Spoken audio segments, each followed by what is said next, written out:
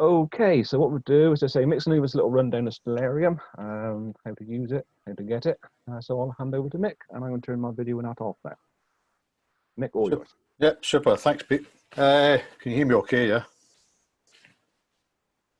Can you hear me okay? Oh, you muted yourself. Okay. Right, I'm going to share the screen. What? Thanks, Rich. Okay, what I'm going to do is give you all a little quick overview, basically, of Stellarium, how to get it up, how to get started with it, for anybody who's never used it before. So the first thing you want to do is get yourself onto the website, stellarium.org.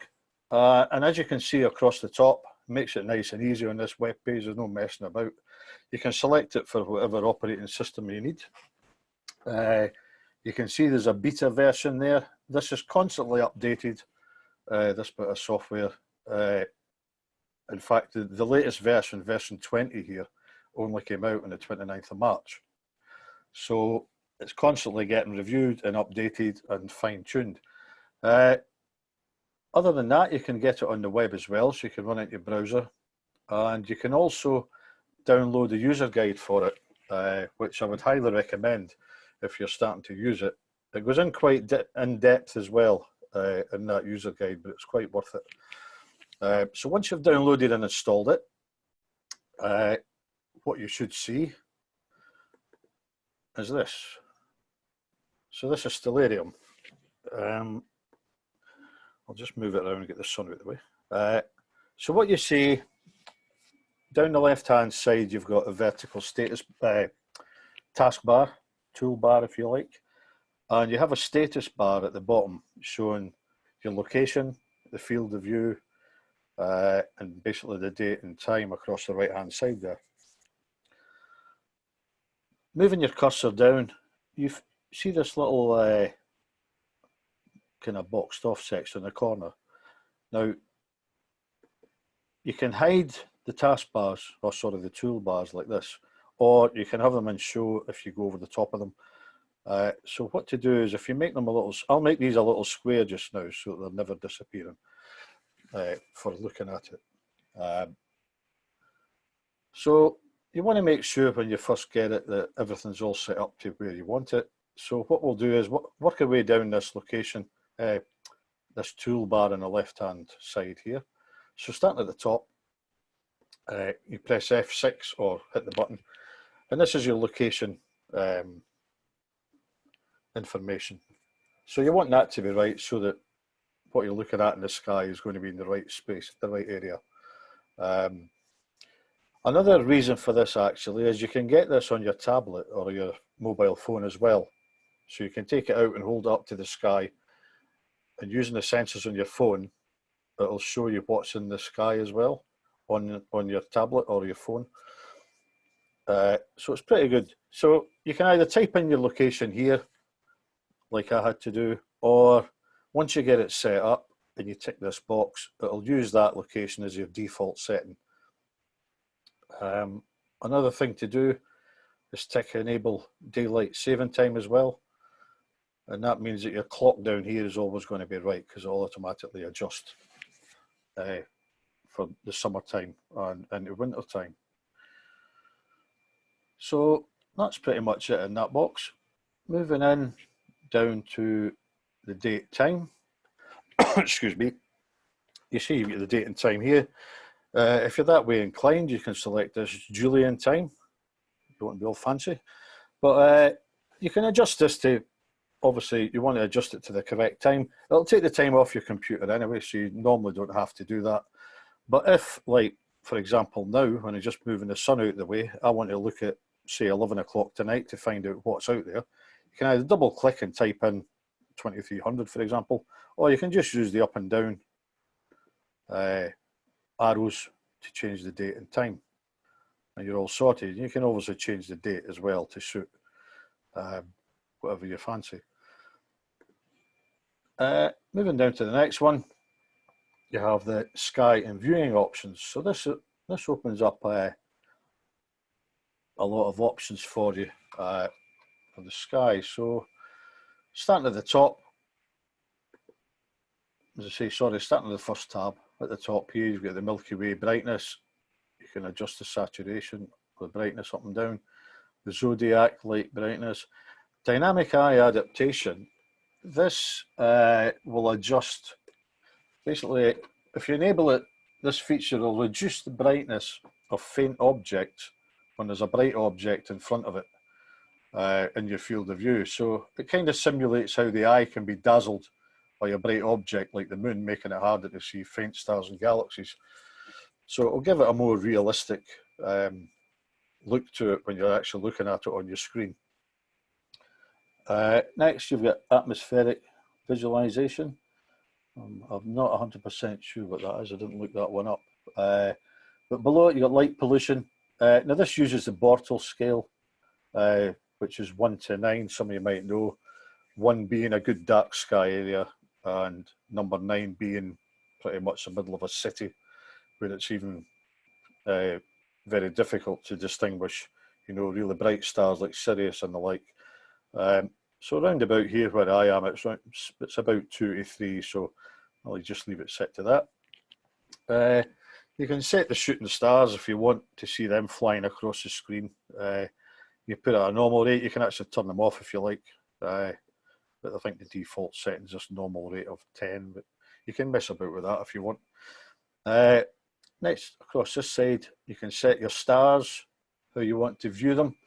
So the absolute scale is the size the stars are as rendered by Stellarium.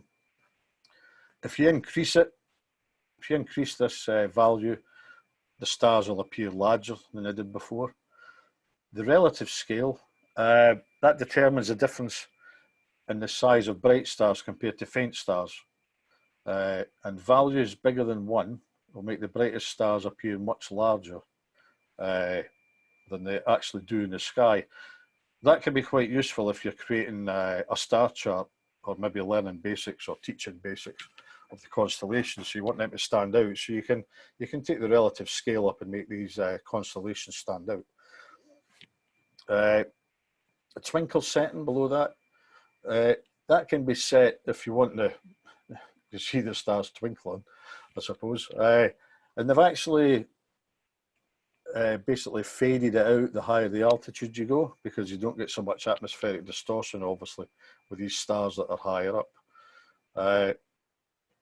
So that's that, and then you can select the amount of labels you want to see, and additional names of stars. Going down the bottom, normal projection. That, yeah, this is how it projects it onto the screen, or what it's going to show you. You can select different ones, and it tells you what they do down here. But the normal view is stereographic, and that seems to work fine, and it's the default setting. So I wouldn't even bother messing with that. So moving on to the next tab, you can set up for your solar system objects. Pretty self-explanatory. You can show the orbits of them, and all show trails. Or I keep ticking this one, and I need to save it probably. Simulate light speed. That gives it a more realistic view when you start zooming in and looking at the planets. The rest of it, you can scale the moon. I think that's maybe like through the phases, if you want to have a look at that. Scale minor bodies. Labels and markers, yeah, you can have all your markers and stuff for your planets. As I say, most of this is self-explanatory. There are a few things that I need to point out. So we go to the DSO, which is your deep sky objects, and you can see that at the top here there's a lot of catalogues listed. If I hover over this, yeah, it shows it as a messier catalogue. Bizarrely, this the names that are shown here when I put the cursor on it, that wasn't working on my Windows PC earlier, so I don't know why. But anyway, you can select the catalogues that you want to view. One important thing that I picked up on, you have to have at least one of these selected if you're going to start searching for something. So say you found something you wanted to go and look at, let's say M31 as an example, right? And you went to the search window here because you couldn't remember where it was. and you clicked on that and you went to look for it. Now, if you didn't have anything selected in here, apparently it won't find it, because it's looking in when you do a search in here, it's looking in one of these catalogues or all of these catalogues, depending on what you selected. So if you can't find something, if the search window's no use to you, come back in here and have a look and see if you've got the catalogues, any of the catalogues enabled. These three seem to be the default settings, so you should find most things that you're looking for. But certainly if it's something a bit obscure that you've come across on a website or whatever, and you want to look it up, you might want to come in here and start enabling some other catalogues to try and find it. You can also filter by type, depending on what you want to look at. And then across here, you can adjust your labels and markers. So your deep space objects are shown by selecting them on the desktop. Just press D on your keypad, and that'll show you deep sky objects. I can show you that later on once we come to it. So moving further across, markings. So these control various lines and grids on your sphere. Colours, lines and points can be adjusted inside here. The centre column governs the lines like the equator, ecliptic, meridian, where each of these can be fine-tuned to show partition marks and labels. You can adjust the thickness of the lines and partitions as well, all in here. Landscape. So the default landscape is this little village in France, Guérian. But you can select it if you want to look like you're on the moon or whatever. Mars, you can be in Jupiter. But to me, at the end of the day, you're looking at the sky, not the landscape. But it just helps to give you, I suppose, a reference point of what you're going to see above the horizon to an extent, depending on how low you are to the horizon, I suppose, where you live. And then you've got options down here where you can show the ground, show fog, and all this kind of thing. You can also, if you get really bored when you're under lockdown, make your own landscape up. So I don't know if you can go down and take pictures around your estate, forest at one end and your river at the other end, and you can add and remove, change your landscapes and put your own place on.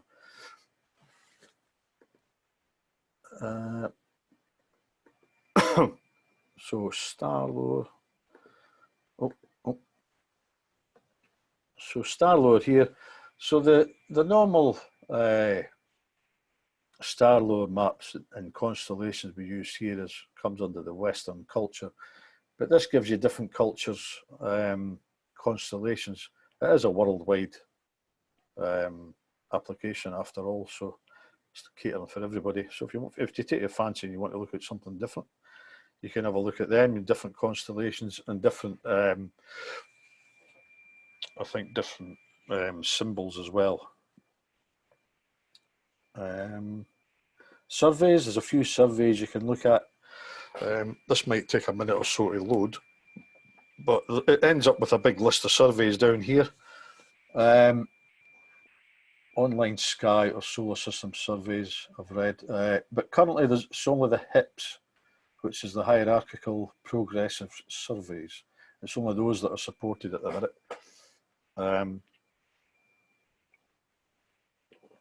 Never looked at them myself, but it's not loading, is it? Taking forever. Nope. Let's go back. There we go. So as you can see, there's a whole list of surveys. So while you're in lockdown, if you're ever bored, crack on. Right, let's come out of that one. Okay, so next we've got the search window, which is fairly straightforward. You search for something, as I mentioned earlier on, like M31 as an example. Oh, get the right keyboard. You see, as you start filling it in, it starts fill it in for you. So you do a search and it takes you to that place. So M31's in here, and if you zoom in, you can find it there. get back to the search again. Now it uses what's known as Simbad. It's a database, an astronomical database. And this database is actually updated pretty much weekly, if not daily. So it's a good reference point for anything. Query Simbad. I'd never noticed that before. It wasn't even mentioned, I don't think, in the previous notes I looked at. If you can't be bothered typing those 3 letters, M31, but you know the RA and DEC of it, you can type all that in and search for it if you're really bored. But I've never found a need for that. Lists, you can go and look for things that are in a list according to whatever one they select. Let's go back in. So there's a big list of stuff that you can go and have a look at. And it's not just asterisms, there's a whole heap of stuff. Look, galaxies, quasars. There's just so much information in this software, it's unbelievable. Options at the end is just to, I don't know why you wouldn't want to use it, but this Simbad incidentally only works if you're connected to the internet. So maybe that tab disappears if you're not online. I don't know. But that's your search window, and you've got the option of sticking any of your Greek characters down the bottom here, which can help you out if you just found for a star. Right, configuration window. This is quite a big one. This is general program settings and other settings which don't really concern the normal display options. So all the rest of it was to do with display, but this is more your background settings if you want. So you can see there you've got your program language and your Sky Culture language, and like all the rest, there's a big massive drop-down menu. All sorts of languages I've never heard of. There's ephemeral settings, which appears to be new, I think, on this update to this software. So you can't tick on any of that yet. It says experimental. As you go through all of these, you can save the settings, or you can restore the system to the defaults. So these settings, the saving point is down here, I should say. This is where you save it from. So information, when you click on a star, like I had the Big Dipper there, you can get a whole heap of information. I'll just click on one over here, as you're probably used to seeing. You get a whole heap of information, but that kind of clutters your screen up a little bit. So you can have a short version, or you can turn them off, or you can customize it so you just have whatever you want, like a name maybe. Bizarrely, the name didn't come up there, did it, when I did that? Sometimes it doesn't work as advertised. So yeah, you can customize it and set up, whatever you want to see. When I do the meetings at Sigma, I normally select a short one so that nobody's bombarded with all this heap of information. Extras, you can get some additional information, the settings, and you can add some extra buttons. So this kind of controls a lot of your buttons down the bottom here. So if you want to see galactic grid button, tick that, and you've got a galactic grid button comes up which you can select. Get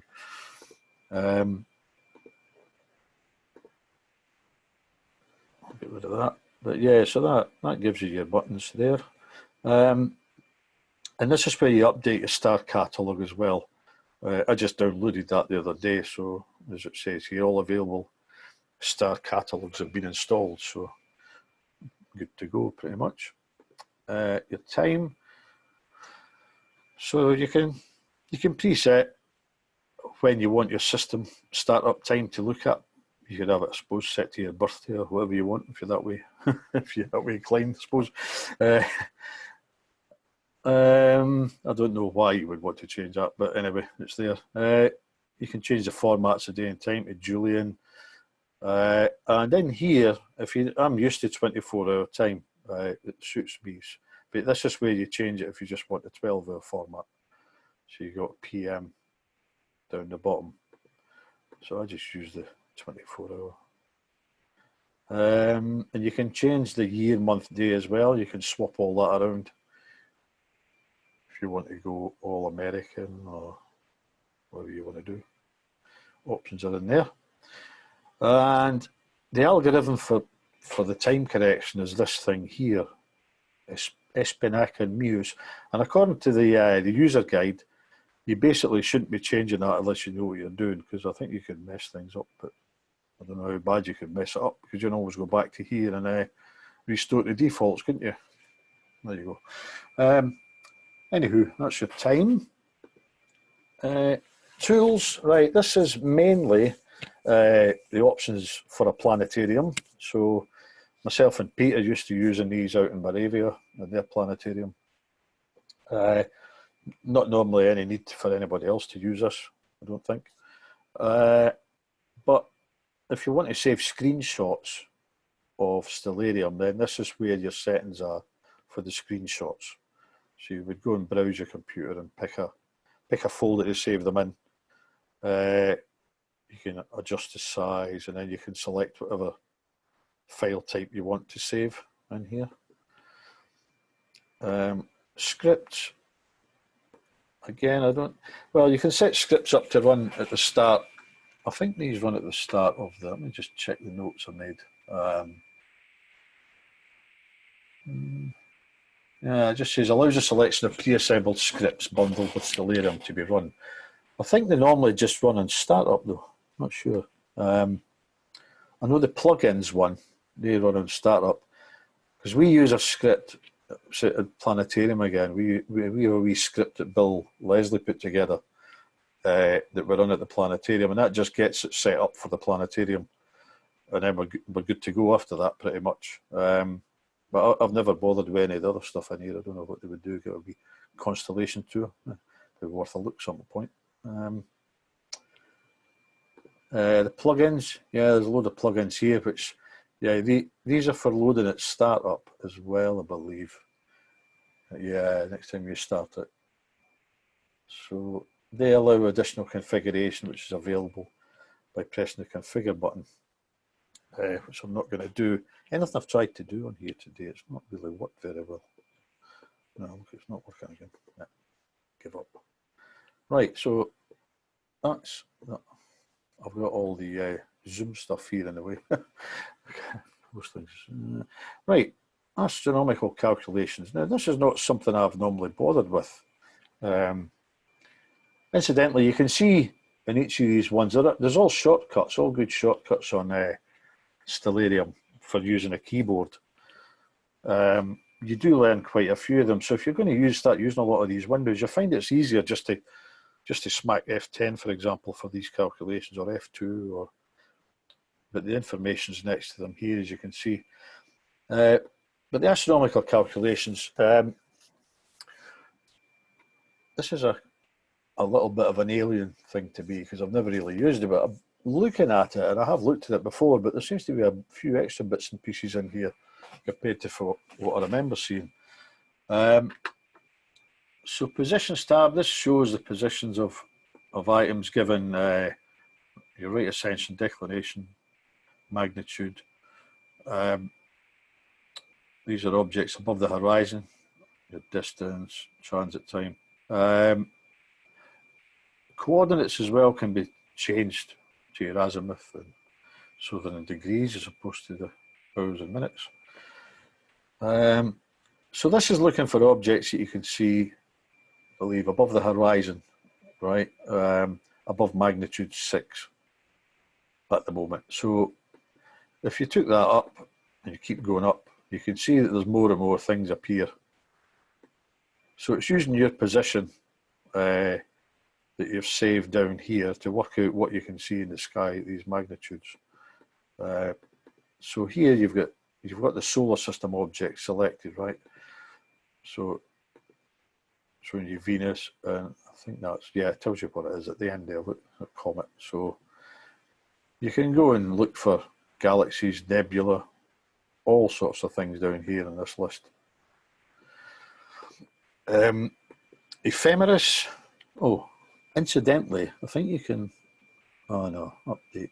There's a lot of things on this as well where you can save, like this ephemeris thing. You can save to a spreadsheet, like an Excel file, or if you want a CSV file.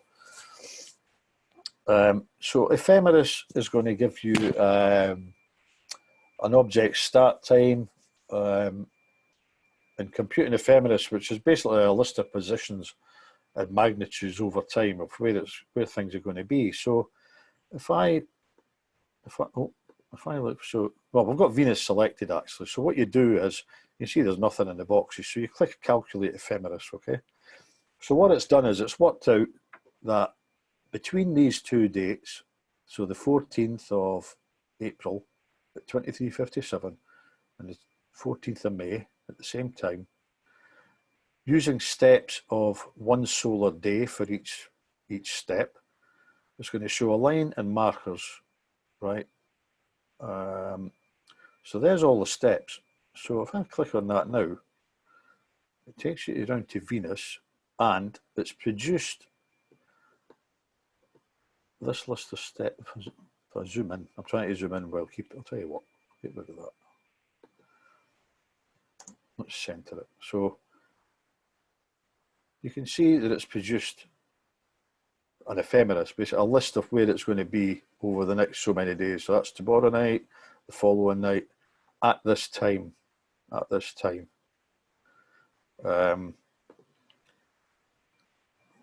you click through the list, what I've discovered though, as you click the next one on the list, it produces a little orange dot that moves up the line, yeah? So it's showing you, and then the next day, and then the following day. This keeps moving up. However, I've discovered that you have to physically click it with a mouse, because if I move it down with the arrow keys, it moves down the list, but it doesn't change it on the view in Stellarium. But it's quite a handy thing, I think, if you want to try and, I suppose, if you set a camera out, just took a picture. I've seen people doing it, like with the moon, taking pictures over a month or whatever of the moon. You see where it is each night, or the sun over the year, So it's quite handy using that and using that together with the photographer's ephemeris, actually, which I use to find out where the moon and the sunrise and sunset, the moonrise and moonset, that kind of thing. I suppose you could use this alongside it, because you could plot the moon and plot Venus, whatever you want as well, on it. As I say, you can save that if you want and export it to a spreadsheet. The next one does kind of the same thing, but transits, I think. Now, I think you have to actually physically click on what you want on this one. I'm not 100%. Right, if I go, so I've selected Venus. If I go here now, there we go. So it's produced a list of transits for Venus. Oh yeah, there's the dates here. And you can save them as well. On a similar theme, like the phenomena works out the other stuff, which is like conjunctions, oppositions, occultations, and eclipses in special cases between planetary objects. So quite recently they've added computation of the greatest elongations for the inner planets and stationary points for all planets in addition to existing phenomena. So you can find out where they're stationary as well using this one. I've never really used it, so I don't know if... Still got Venus selected, so let's click on that and see what happens. There you go. So it's going to be stationary on the 13th of May at 9:36. Not much use to us because that's broad daylight, isn't it?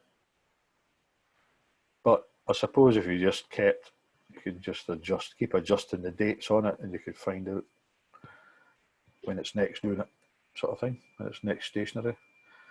And on again, you can save this information as well. You can save that data.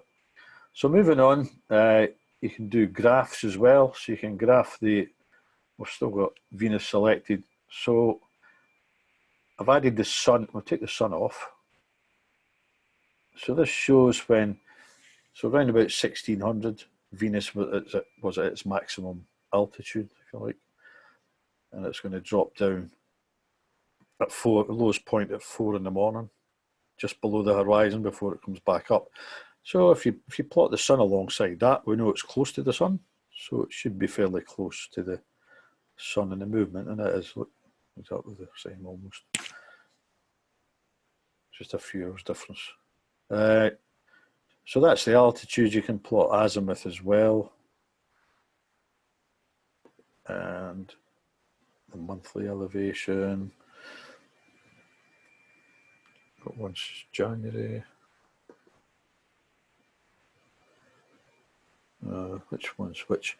Now, the one thing I did find out with these, if you are in here messing about with that, as soon as you press on it, it takes you to that time. So if you want to be at midnight, so it's quite handy, isn't it? Another graph of the magnitudes since January.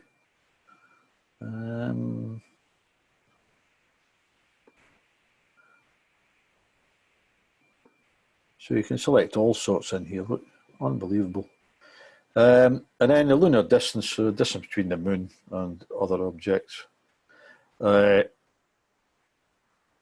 the angular distance between the moon and the selected object. So it would be Venus, yeah. An important note down the bottom, which made me laugh. This tool only works on Earth.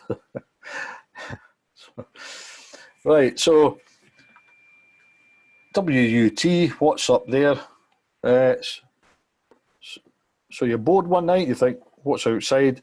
You can just come on here, and you can select any time of the night, in the evening, in the morning, say around midnight, and then you can say you want to go and look for, I don't know, you just pick something. So that's what you can go outside and find. And you can save your list of objects. So you don't, no more browsing around nasty web pages to find it. You just come in here. It's got all the information, look. Although I suppose a web page might narrow it all down and put one list instead of having to go through all this list. I don't know if you can do multiple. No. Oh, I broke it. That'll teach me. Come on.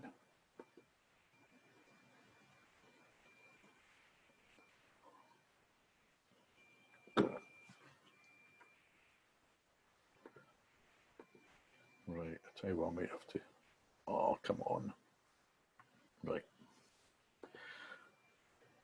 Right, so that's what's up there anyway. Bright star, that's why. I click bright stars, so it's a whole massive list of them. Right, I'm not clicking anything else. So PC, this is your planetary calculator. So you put a planet, a planetary object and Earth, or celestial body, or two celestial bodies in fact, and it'll tell you the distance, orbital periods, all this stuff. And you can even get it in graphical form, apparently. There we go. So that's your astronomical calculations. That's probably the most useful kind of bit I've found on this one tonight. Your help window. Right, this is reasonably important because although it's something where you go for help, it also has all the information on all your shortcuts for your keyboard. And there are a lot more options and things that you can get on the keyboard than you find using the cursor or the mouse, sorry. So it's kind of worthwhile going through this now and again and just seeing what you can find. If there's anything you want to change, you can edit your keyboard shortcuts to put them onto different keys for yourself, depending on what your needs are. And the about just gives you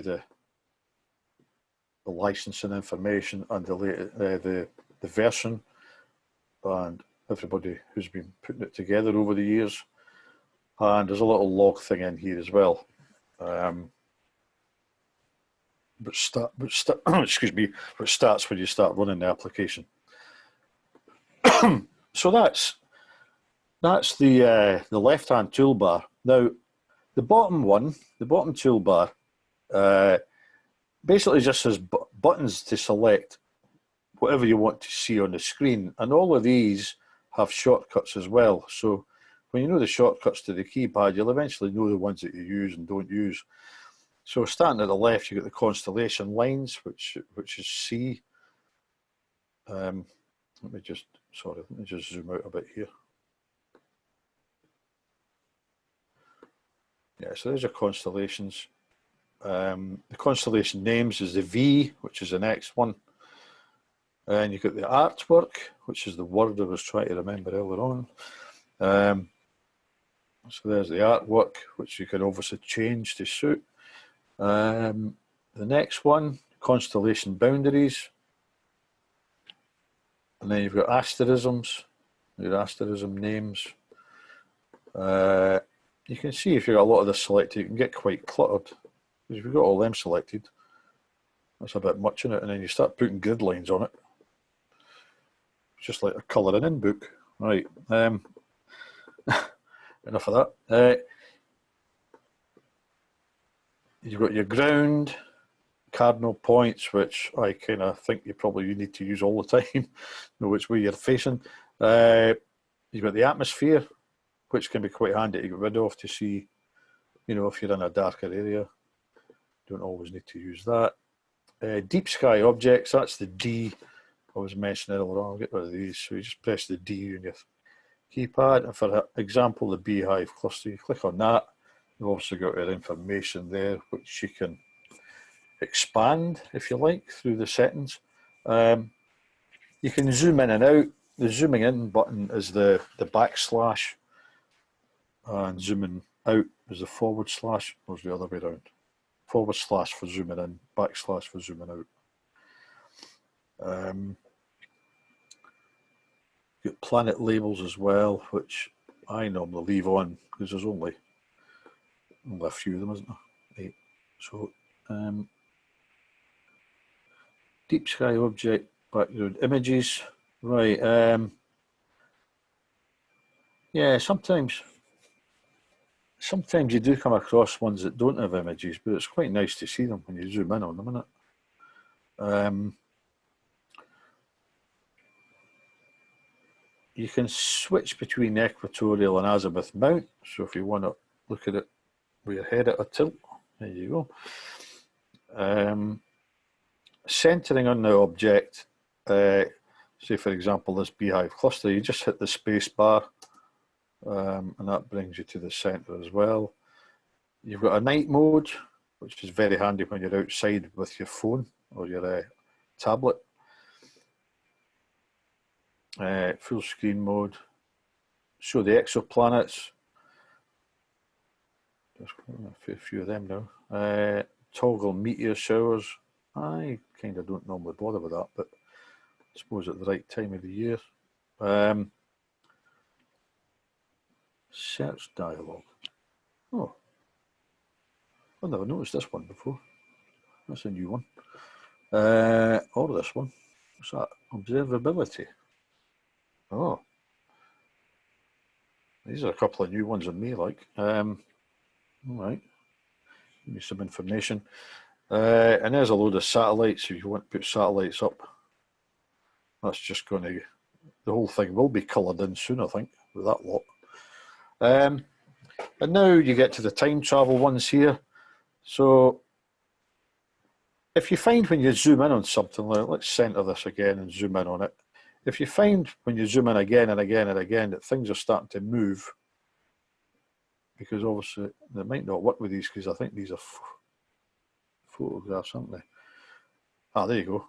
So you find it's moving with time and it starts to get, when you're trying to look at something, you can pause it.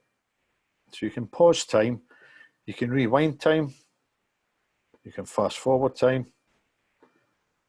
And then when you fast forward too much and it all goes a bit wrong, you don't know where you are, you can press the normal speed to slow it down, and then you can take yourself back to the time you were at originally, or sorry, the time it is now. And of course it's daylight in it, so I better zoom out of there. Just blinded everybody. Sorry about that. I'll just fast forward to get it dark. There we go. So that's pretty much it. And obviously you've got the toggle on the left to switch it off when you're finished. So that's pretty much as far as I'm going to go with Stellarium. Once you get a hold of it and start playing with it, you can easily find your way around. But at least I've kind of described most of the stuff that you need to use on it, and it's certainly very handy if you get it on your phone. I think a few years ago when I got it on my phone, it was about a £5, I think. But I've got an iPhone. It's probably free now, knowing my luck. But I've no idea. But I've got it on my tablet as well, and it's brilliant. Because you go out looking for things, even if I'm out looking at Aurora, whenever that happens, I often take my iPad. I've definitely got my phone with me, so I can just, if I look up and see something, what's that? Get Stellarium out, and straight away, it's a great reference point. It's a great thing to look at when you're out and about and use. So that's pretty much me. If anybody's got any questions. I'm going to stop sharing that just now, I think. Or will I leave that on, Pete? You think? No, you can take it off, Mick. That's fine. Yeah, okay. So there's no questions come up at all, but if anyone's got any questions, you can raise a hand and I might be able to make you speak. Rona says, excellent, thanks. No problemo. Yep, I must admit, Mick, I learned something there as well myself, so it's a good job that we do. Yeah, there's quite a bit of new stuff in there because, yeah we've both used it quite a lot, but I think because it is dynamic kind of thing, it's constantly changing, and it's changing for the better all the time. Yep. Yeah, yep. So it's good. What I'm going to do is I'm just going to share, because if you can never find it on the internet, if you go to our webpage, I'll find where I am now.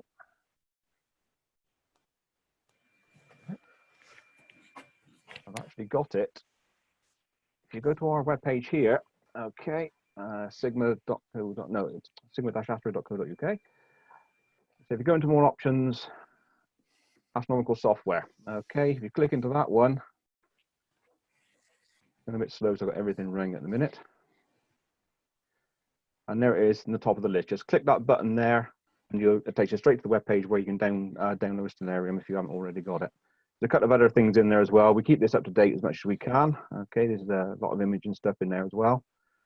So we do try and keep our website up together as much as we possibly can do. So jump in there now and again. Oh, I think we've got a question. One moment. Let's see who's got the question on. Pauline has said, how stable do you find the latest version of Stellarium? I've not been. It's not been out that long actually, and I've not used it that often. I found it freezing up a couple of times on me today though, and like it did there, but I think that was just downloading that big list. Mm-hmm. But there was a couple of times today actually where I had to restart it. So yeah, it's maybe not as reliable as it used to be. Right. I've not got the new one yet, but yeah. Well, I went on to the. If you go to the beta, this beta window link that's on their webpage, I had a look at that earlier on, and there was. I'm just having a look now. There's a whole load of package notes and things that they've sorted out, and they're adding this and fixing that. I haven't actually read through the whole list yet, but they are constantly working on it. It's quite amazing. Like, at least it's not just getting left like a Windows or something. Yeah. No, so I found the other ones are really, really stable. I've never had any problems with them at all. Like. Right. Anyone else got any questions? And we want to put their hand up. I see a few more people have arrived. Tim's arrived as well. No, everyone seems happy. Right. I'll just go through a couple of things if I can find out what I was going to write down. If you remember our meeting April meeting, April the 3rd. I did send it on email, but I've got John's slides now. Anybody wants them, let me know and I can ping them on to you. The next web review we're going to try and do next Tuesday, possibly. Keep an eye on your inbox and we'll send that out. And what I might do for you next month, seeing we're getting towards summer, hopefully summer soon, I might go through Stellarium for you and show you what you can get out of Stellarium and everything like that. Okay. To say this is just like a little informal meeting. It's nothing major, you know. We're not going to have major speakers come in, but I think it's little handy things we can do. I think everyone's learned a little bit tonight. If you learned something, put your hand up. That'd be interesting. There's a little thing at the bottom. Raise your hand. Let's see. Hang on. I've got Amy. Got her hand up. Yep. Well, that looks like everybody. Near enough. Yeah, you learned something. Yep, I did myself. So excellent. Good that stuff. was brilliant, Nick. Thank you very, very much. Yeah, no problem. You're welcome. And I say we'll do something again next Tuesday. Not sure what yet. They say might be Stellarium, but unless something else crops up in the in the meantime.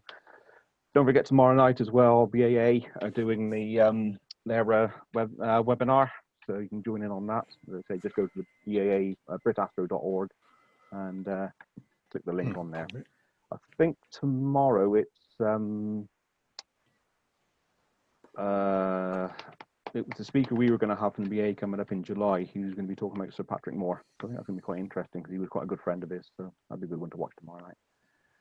So apart from that, if everyone's happy, we'll call it a night. I'm going to hang on back for a little while because John's going to come on and I'm just going to show him how this webinar works. So, but everyone else, thank you very much for joining us and we'll see you next week.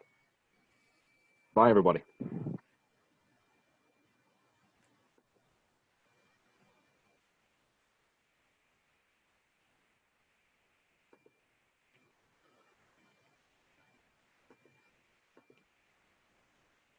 Right, I'll catch you later on, Pete. Right, Take it easy, mate. You can shoot off and say I'm going to keep John on a minute and just show him how to bring stuff up. Okay, but okay, I'll catch mate. you soon.